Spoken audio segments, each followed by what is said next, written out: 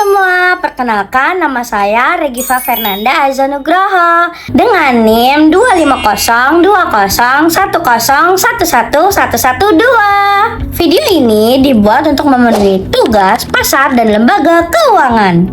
Pada video ini kita akan membahas topik yang deket banget sama kita, yaitu pinjol atau pinjaman online dari program studi manajemen Universitas Cyber Asia. Tahu nggak sih? Sekarang pinjol gampang banget diakses. Cukup lewat HP, isi data, lalu dana cair. Tapi di balik kemudahan itu, banyak masyarakat yang terjebak utang pinjol, termasuk mahasiswa. Tapi masalahnya, banyak orang meminjam tanpa memahami bunga, denda, tenor, biaya layanan, dan resiko telat bayar. Apalagi pinjol ilegal, resikonya lebih besar. Dimulai dari penagihan yang tidak etis, penyalahgunaan data, sampai tekanan mental. Jadi, pinjol bisa membantu, tapi jika tidak digunakan dengan bijak, bisa berubah menjadi jebakan hutang. Pinjaman online berkembang karena prosesnya cepat, mudah, dan praktis, terutama saat masyarakat membutuhkan dana mendesak. Kalau dikaitkan dengan mata kuliah, pasar, dan lembaga keuangan, pinjol bisa dilihat sebagai salah satu layanan keuangan digital. Fungsinya mirip dengan lembaga keuangan yang menyalurkan dana ke masyarakat yang membutuhkan. Bedanya, pinjol menggunakan teknologi sehingga prosesnya lebih cepat dan mudah dijangkau. Karena berhubungan dengan uang, utang, dan resiko masyarakat, pinjol juga harus tetap punya aturan yang jelas. Harus ada legalitas, transparansi biaya, perlindungan konsumen, dan bertanggung jawab dalam memberikan pinjaman. Jadi, teknologi keuangan boleh berkembang, tapi harus diimbangi dengan pengawasan dan literasi keuangan. Pinjol ini sebenarnya ada dua sisi, guys. Sisi positifnya, pinjol bisa membantu orang yang sedang membutuhkan dana darurat. Prosesnya cepat, praktis, dan bisa menjadi alternatif bagi masyarakat yang belum terjangkau layanan bank. Tapi sisi negatifnya besar juga. Banyak orang yang akhirnya meminjam bukan untuk kebutuhan penting, tapi untuk gaya hidup.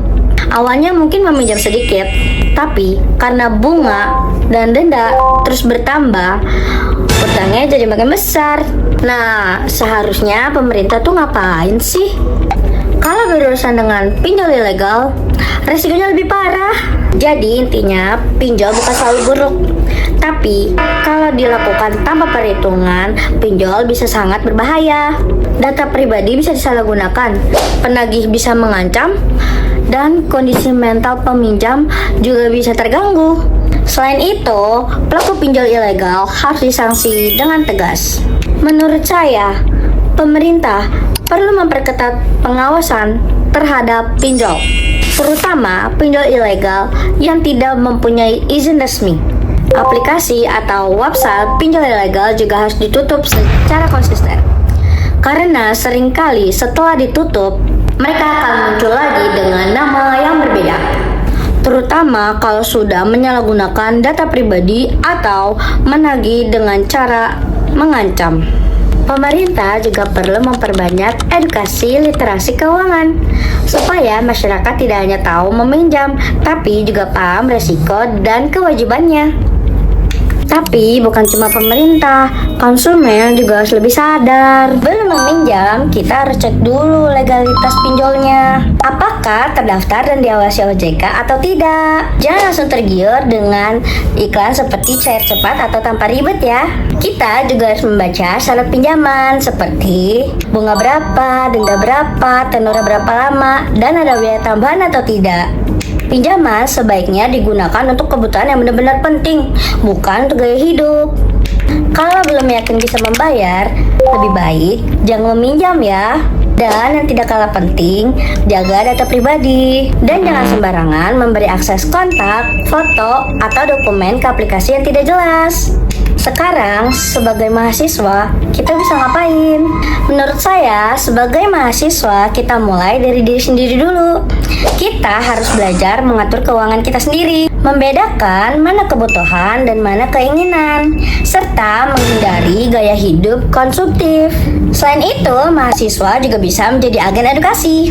Kita bisa mengingatkan keluarga, teman, orang sekitar tentang bahayanya pinjol ilegal. Caranya tidak harus berat, cukup obrolan sederhana, postingan sosial media, atau kampanye kecil-kecilan. Mahasiswa itu dekat dengan teknologi dan media sosial, jadi harusnya kita bisa memanfaatkan itu untuk menyebarkan informasi yang benar dan bermanfaat. Jangan sampai mahasiswa yang harusnya menjadi agen perubahan justru ikut menjadi korban karena kurangnya literasi keuangan.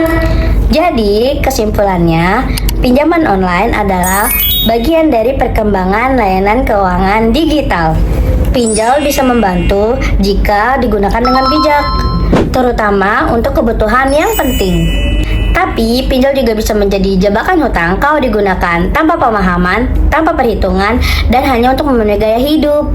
Karena itu, pemerintah harus memperkuat pengawasan. Konsumen juga harus lebih kritis sebelum meminjam.